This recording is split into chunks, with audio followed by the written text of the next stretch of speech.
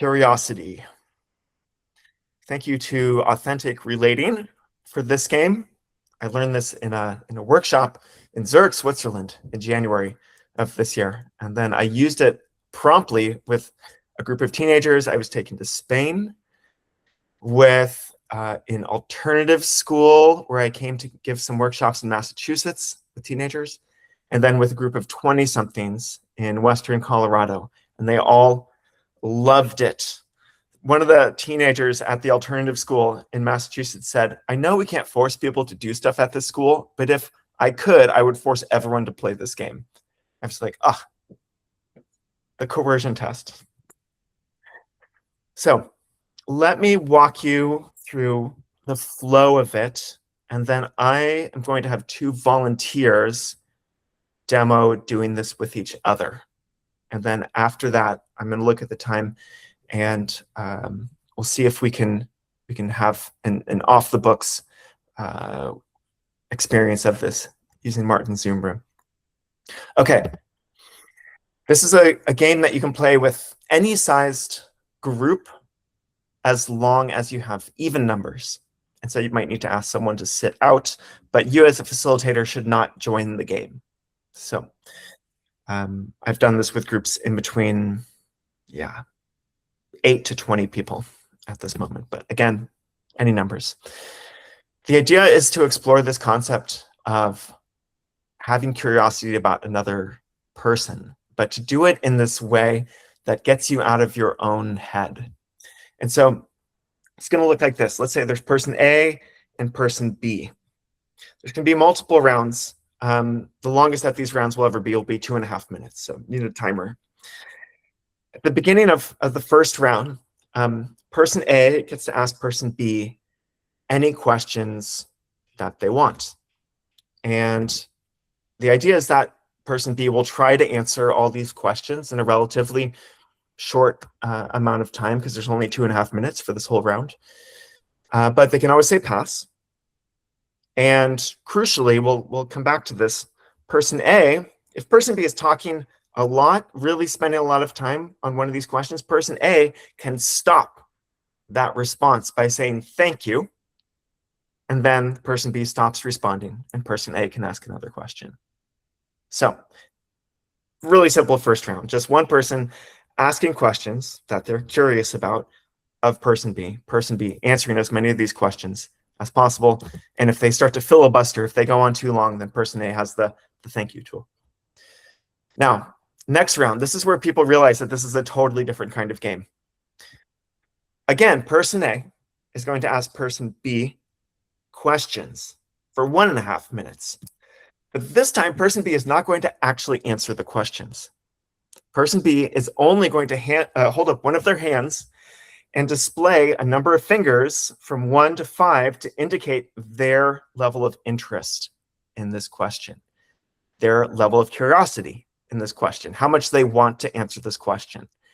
And this is where the feedback process begins. And so maybe Ivy thinks that Blake really wants to talk about being nomadic, but actually Blake's talked about that a lot already. So Blake responds 2 or maybe even 1 if I'm feeling down to that question. And then Ivy just goes on and asks another question and keeps going and going. So now Ivy is gaining information about me and about what I want to talk about, what I feel curious about.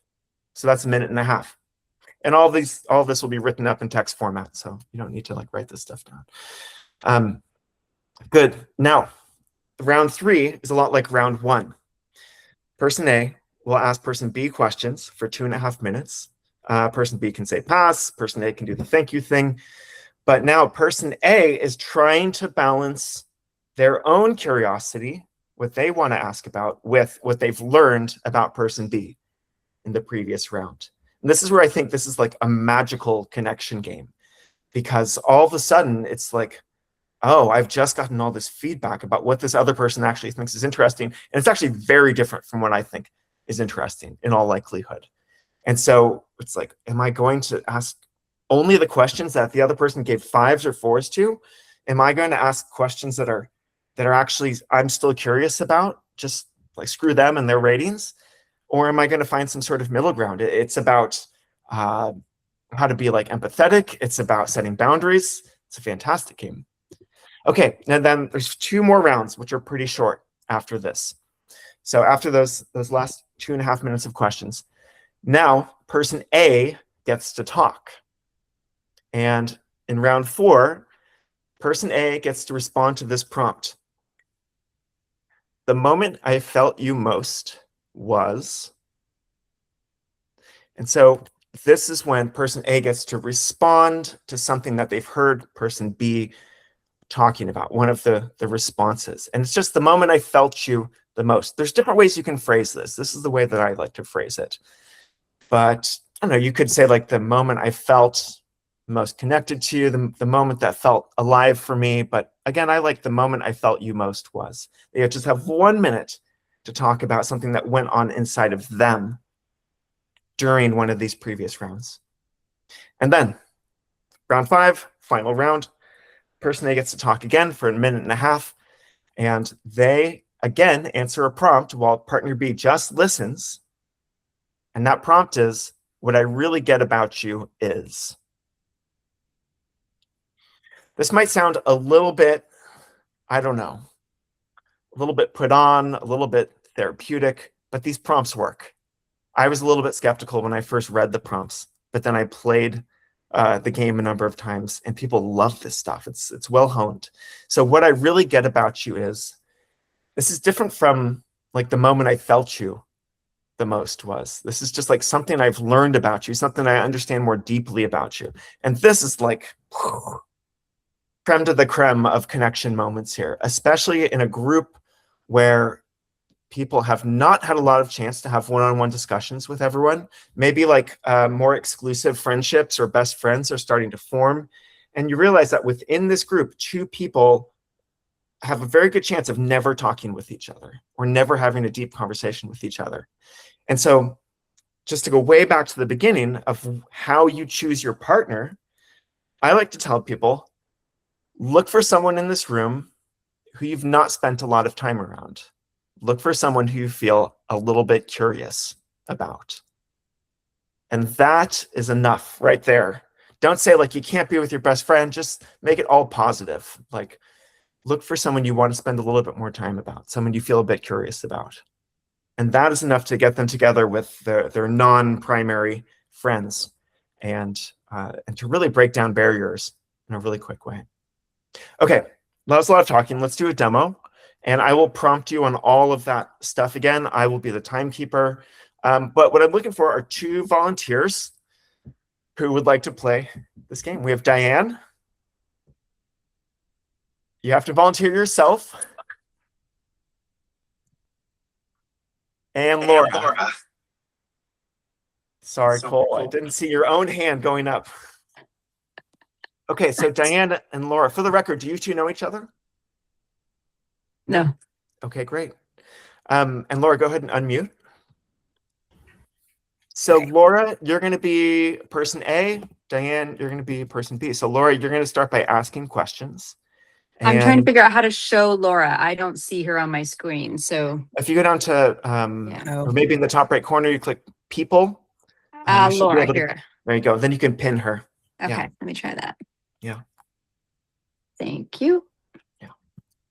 Okay, so Laura, you're going to be person A, and you're going to start with a 2.5 minute round where you're just going to ask any questions you want to Diane. Dan, you're going to do your best to respond, but you can always say pass. And Laura, if Diane's going on a bit longer and you want to keep asking questions, you can say thank you and then ask another question. All right. Laura, are you ready? I'm ready. Ready, set, go. Diane, where do you live? I live on Bainbridge Island in Washington. It's about a 35-minute ferry ride from Seattle. Whoa. What do you love about living there? It's very green. I feel like I live on a farm. It's quiet. I had always been a city person my whole life, and now I feel like I live in the woods, and it's really calm. Do you feel like you've changed on the inside by changing your surroundings from city person to greenery person? Yeah, I've always loved hiking and all that, but I always left the city, for a day trip or trips to go do that. But the biggest change I noticed moving here was my nervous system literally calmed down. Like I just literally, so it's been a big change. And, um, I used to have to like watch, are the doors locked? Is the car locked? Mm. Did someone steal something off the porch? But I don't have that here, Wow. or I'm oblivious to it. I love that. Who are your people? My people I have a husband and 3 kiddos, and I'm building more and more community here around theater, which is part of my life from the past. And I'm getting more into that now. So I'm finding my theater people are my people. So like after this, I have a rehearsal to go to. And yeah. Tell me everything about that. What show are you in? Right now I'm choreographing for a show, Once Upon a Mattress, which I've already done before. So I'm hoping that'll be a little easy that I've already done it.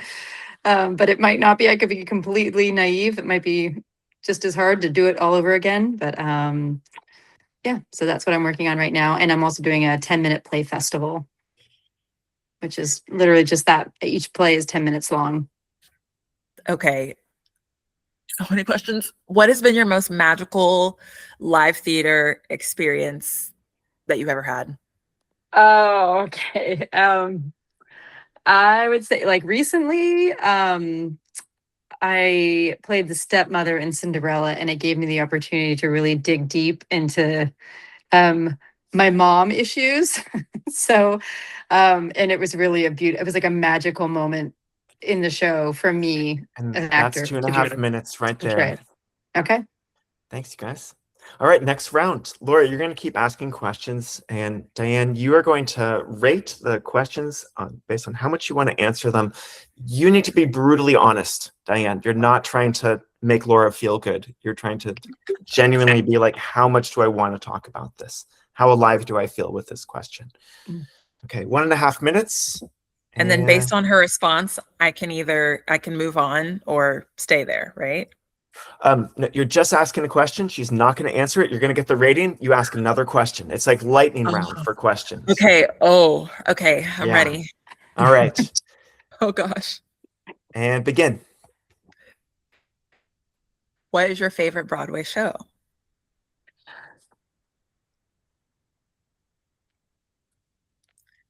Okay. Do you have any pets? Oh, okay. Um, who's your best friend? Oh,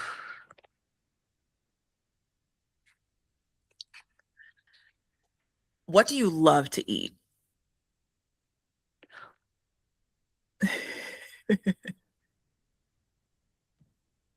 Okay. What's the best trip you've ever been on? Okay. What's the best party you've ever been to? Do you like roller coasters? Um, do you okay. What do people want to talk about? What are you what are you reading right now? what am I reading? Yeah. Okay. Dang. It's like I want a pen and a paper. And that's time. Whoo, thank you, Lord. That was hard, y'all. Well, here's where you're going to learn what makes this game not just like an empathy game, but also a memory game. Yeah. Okay. So we're going back to the same format as round 1. And so you're going to have 2.5 minutes to ask questions. Diane gets to answer, and Diane can pass. You can do the thank you if you want to move on to the next question. Okay. And what you're trying to do is to ask questions that feel alive for both you and Diane. Okay. Ready? Begin. Diane, tell me about what you're reading right now.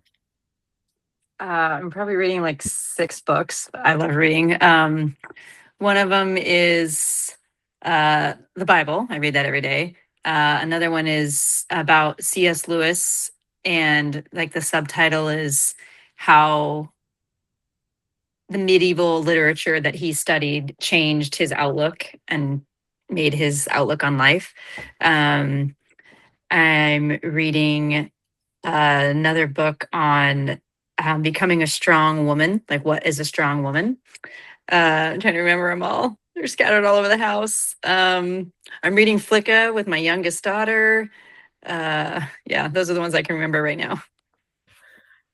Okay, tell me about the way that one of those books is impacting you. Well, the strong woman one is very fascinating because my oldest daughter is reading one that's similar but written for younger people. Not same author, but similar. But anyways, it's really challenging me to think about my mind, meaning like what am I where am I thinking? Where is my mind spending time? And that's really been a beautiful like reminder of me, the power of my thinking and how it impacts my whole life. And then also just about repairing and what does repair look like in relationships. And so that's been for me personally right now very important. Wow. That's beautiful. Okay. I'm afraid to ask you the church kid questions, but I'm going to. Okay. What do you love about the Bible? Yeah, I love learn for me, it's in the last 10 years or so, it's been becoming about seeing who God is. Not what it's teaching me about my life, or but who God is. And that is reorienting so much in my world, like knowing God's character, knowing what he is in the past and what he is now, and how it's always the same, has been really Wow. impactful. Who is God to you? He is, oh, you're going for it. And that's 2.5 yeah. minutes. Laura, you're up. You have a minute to respond to the prompt. The moment I felt you the most was. I'll give you a couple seconds to process. No, because I already know. Because the moment I felt All you right, the most, start. the moment I felt you the most was in that deep sigh right at the end after I asked you that final question. I felt it. It let me know that you just have a really long history with God, and you've probably walked through a lot of, just life, just ups, downs, transitions, family stuff, mom stuff. And you were thinking, how on earth am I about to say something about all of that on this call with these strangers? And I just already knew, because girl, same. That was the moment that I felt you the most, for sure. For sure. Yeah. Shall I say That's more? a minute. That's a minute. Okay. Yeah. I think we're witnessing connection. Yeah, everyone. Laura, you've got one more final prompt, minute and a half. You get to respond to what I really get about you is. Okay. Well, what I really get about you is you just seem like a really grounded person. Like, the phrase that's coming to me is like, you got your feet on the floor. Like you know who you are, you know what you're about. You have well-worn paths for how to navigate difficulty. And also it's like I also wanted to ask you about your party and your travel and all of that. The other thing I get about you is I think you're a good time. And I think that I think you enjoy like exploring and adventure. And I'm still so curious about knowing about all of that, those other parts of you too. Yeah, I just think I would really enjoy talking with you more. You have another 30 seconds. Oh, okay. What else do I get about you? I mean, I'm kind of just going off of vibes, but let me think back to what you actually said. Oh, okay. What I get about you is you're reading with your daughter. That tells me like you're really attentive and present mom. That you prioritize like not having your kids turn into a cyborg like Blake. And that's a minute and a half. Great.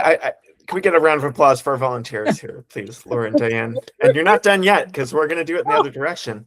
But I just want to point out a few things. You guys went into this cold, like not knowing each other whatsoever. And I would not do this as an early game in a group that I have together. This is a chance for people who have seen each other in the distance and maybe had little interactions or only group interactions to finally have a meaningful one-on-one conversation with each other. And that final prompt of like, what I really get about you now is often, it's the closer for a reason, because it's like, I had these assumptions about you, or I found myself believing these things about you from afar. And now what I get about you is, this whole game is just a facilitated, like good, high attention, deep conversation between two people that like kind of forces empathy upon the person asking questions, unless they totally are just ignoring all the prompts. And so you guys are doing kind of the expert version where you don't really know each other first and you're still going for it. Because like you said, Laura, you have to kind of, read the vibes after this limited experience. There's also an asymmetry to this game because after you do what you two just did, you stay with the same partner and then you do the whole thing in the opposite direction. And so in this case, Diane already knows what's coming and is a bit more prepared, might be easier to ask certain kinds of questions. There's a moment for me, I don't know if anyone else felt this, but Laura, when you asked what books are you reading, and Diane was listing a number of books, in my head, if I was in your shoes, I would have said thank you to Diane after like the second book. I would have jumped right into asking about the first or the second book because I could hear the enthusiasm in her voice, and I would have been like, uh-oh, she might just keep talking about all 6 of these books and take up all the time, and I don't want that to happen. But that's only something that you realize once you've played this game before. And so now Diane, for example, and what I like to reinforce is like, use the thank you tool. If it ever feels appropriate, you're not going to be rude to do this. It's like, I want to hear more about other subjects from you. That's what it means. Yeah. Okay, so let's see how this goes going in the opposite direction. And it turns out that to stay within our time constraints, I will not have time for us to each do this in small breakout rooms. And I apologize for making that promise and not keeping it. But we're doing the best with what we got. So, Diane, are you ready to ask some questions of Laura? Yeah. Great.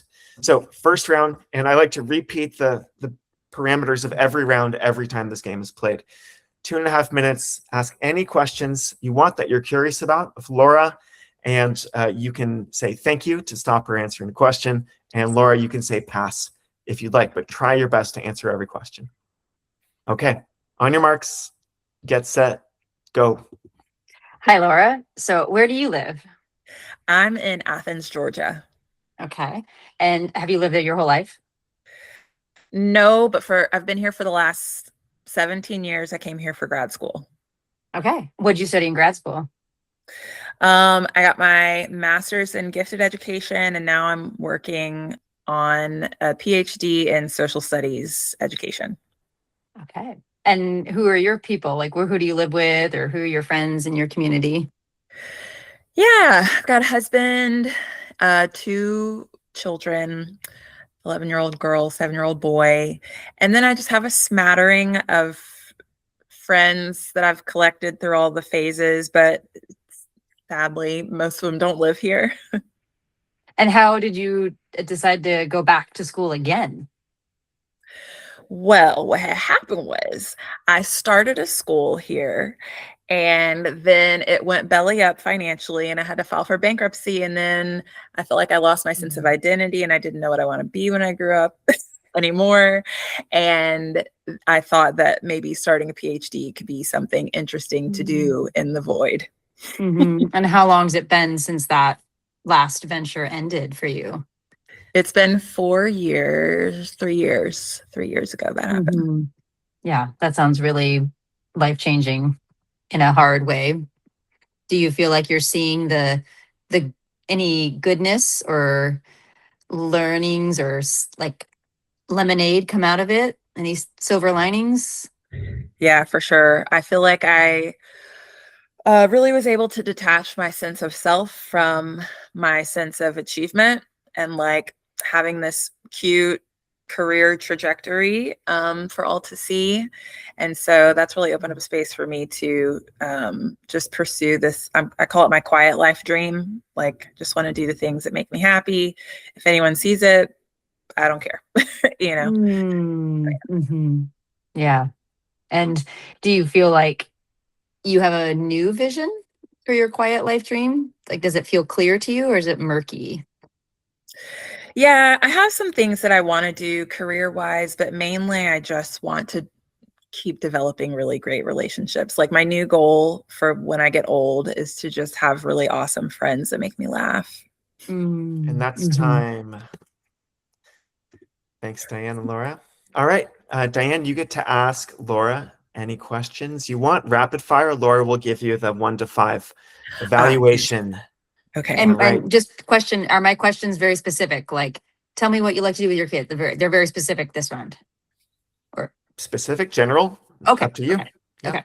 All right, minute and a half. Okay. Ready, go.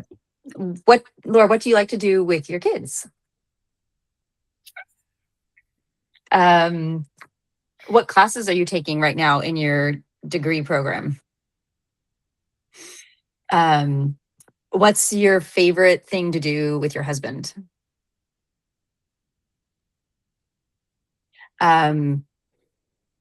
Do you have you said a lot of your friends don't live there, but do you have a closest friend with you now in Athens that you, okay. Do you have any family nearby? And are you an only child or do you have siblings?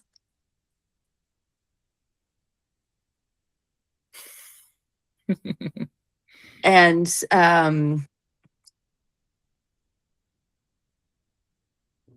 would you describe yourself as someone who's going to stay where you are? Like, do you feel that this Athens and this home that you're building now is the place to be for you for the long haul? That's the question. And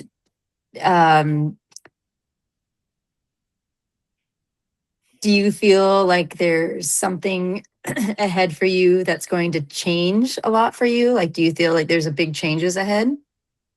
Oh, And that's time. Okay. Great. Again, we're doing like the first round, 2.5 minutes to ask any Mhm. questions and answer those questions. Okay. Ready? Begin. So tell me, how much time do you spend on your degree program each week? Is it a big commitment?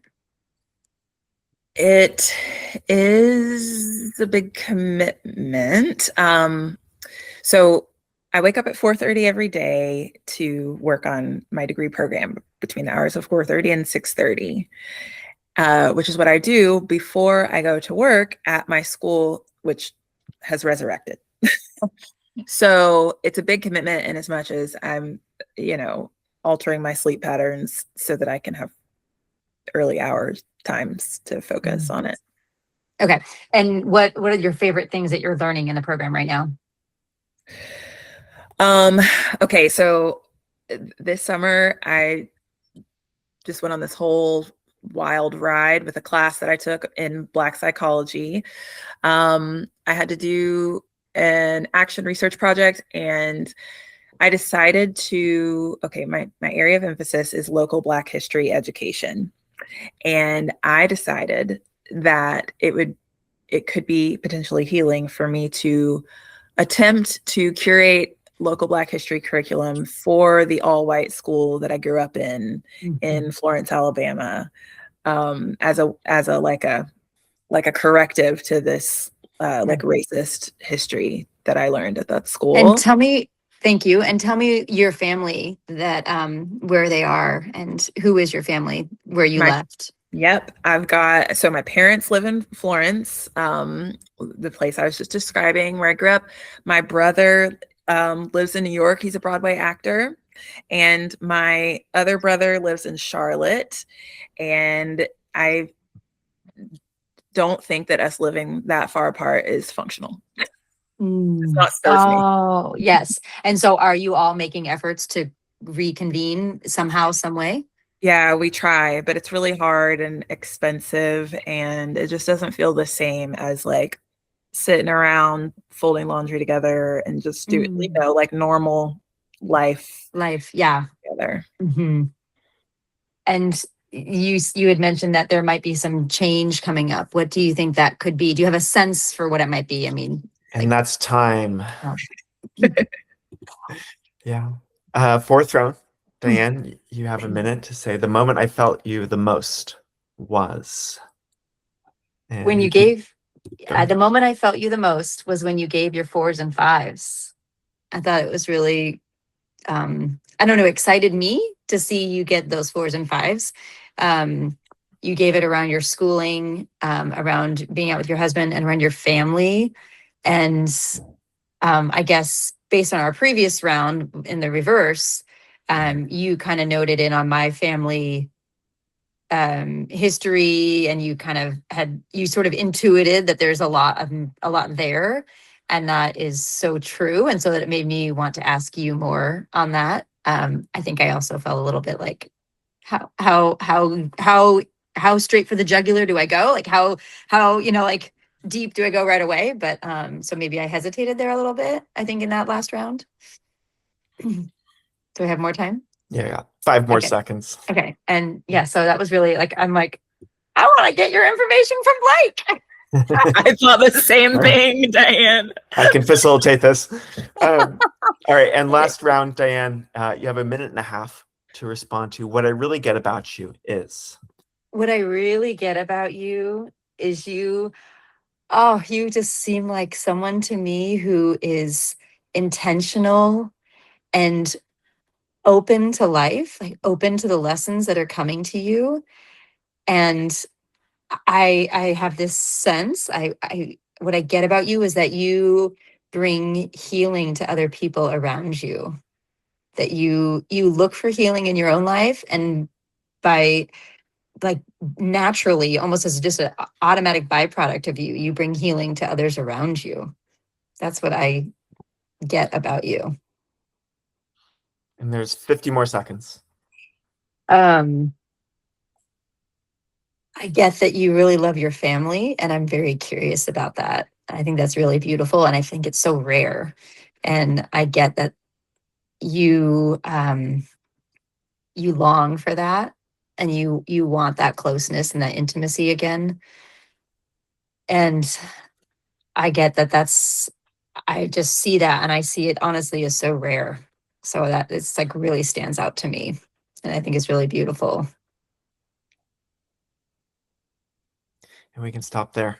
There would be 10 more seconds, but it's just you two, so it's okay. You guys did a really good job of modeling one person talking and another person listening.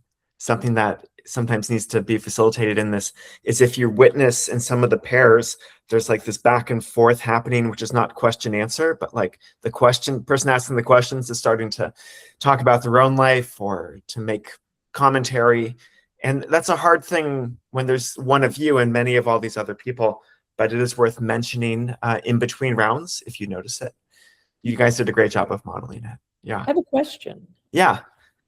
So in a group, when you're doing this, are there two people, on stage, so to speak, who are like we just witnessed this, and the rest are watching, or do you pair off and everyone's paired? Okay. And then it's just you, the facilitator, left over, and maybe like if there's a third wheel out there who is not going to participate. Yeah. Okay. Yeah. And I would not model it the way that we just did for the group. I would just throw them into it, pair them up, and then they're learning just like you two did. you're kind of learning, but everyone's doing that at the same time. Yeah. If there's a small space and there's a lot of people, I encourage them to spill out into hallways, into outside, anywhere where they can still be like called back in or given instructions. But if it's too loud, that can be a problem to, actually hear people. Yeah. I'm recognizing that we're at time. Are there any other burning questions for the game of curiosity before we stop the recording? I would love to hear about anyone who plays this game, because I've only experienced total success with it. And it does require setting a bit of an appropriate stage and vibe. I think it's good if you have at least, like 6 people, 3 couples to do this with, so it doesn't feel like there's a lot of pressure just on a small number of people. But I think it's otherwise very versatile. Go ahead, Ivy. Yeah, Cole. I don't know who was supposed Go ahead. first. Okay. I just wanted to just kind of confirm that, like, the thing you mentioned at the very end where you were like, you guys modeled a very you were a good example of people who were good at listening, and like where that crosstalk thing wasn't really happening. I know, like, my experience is that you do have to really reiterate that. You have to really like emphasize that, especially with younger people, because this is the inclination, is to actually make it be more of a back and forth. And it's really not about that. It's really about this. They have roles and you're going to switch roles. So you have to kind of bide your time and bite your tongue a little bit. And like, to maybe, it seems like it would be real important to kind of say that to the group in advance. Is that something you've experienced? Because I could imagine that would get so out of hand with teenagers anyway, for sure. I feel like more, not as much with us, maybe. And I call us as like, we're obviously a big, an age range or whatever. Yeah, but yeah. I've Anyway. had pretty good experiences with older teens, just like quickly and intuitively understanding that one person's talking, the other person's listening. But as I mentioned, if you notice something happening with, more than one of the pairs in one of the rounds where it's this back and forth, I would maybe not, single them out, but just make an announcement in between rounds. Remember, it's really just one person asking questions, the other person's answering, and then the person asking questions is not inputting anything else. And just leave it at that. Yeah. Can I say one more thing? Yeah, Just yeah. about that. I noticed that the like thank you thing. I'm like, that's hard for me. Yeah. Like, it would be really hard. It's on both ends. Yeah. It would be really hard, but I feel like that's another thing to kind of be like, yeah, like you did say in the beginning, like you can do that, but like, and should do that maybe, but I feel like maybe you're supposed to be kind of like, no, really feel comfortable doing that or Yeah. something. I don't know. Yeah. Cause that's, I'm not yet sure how to fast track people feeling really comfortable with that. yeah. Because I get it. It feels rude. Totally. Yeah. But also kind of comedic a little. Do Great. you recommend just one round of this, like one round and you're done, or do you do more than one round with the next two? Another. This sucks a lot of oxygen out of the room. I would just do it one round in each way, in each Mhm. direction, and then call it a night That's and it. do Gotcha. something else. What, then- what, I think a quick And then if they question ask for it, do it again another day. what's the point of doing the first round? Why not just start with the second? Oh, I think that's it. I think every round is essential here. And I think the first round is to let us settle into the default sense of what it means to be curious about someone else. Just ask questions. I mean, we're told, like, you want to show that you're interested in someone, ask them questions. And always the assumption behind that is ask what you think is interesting to that person. And so I feel like that baseline needs to be established before going into round two. Round two is the money round to me. That's where all of a sudden Yeah. you are kind of being thrust into this, like, oh my gosh, this person thinks totally differently. I'm asking questions about their family and they actually don't want to talk about their family at all. And so I feel like it's a 1-2 that it needs to go in that order. Just for contrast. Yeah, I feel like that step is where a lot of the learning happens. And then 3 is the integration step. Yeah. Kathy, did you have something? No? Okay. Great. I'm gonna hit stop on the recording. I'm not leaving yet.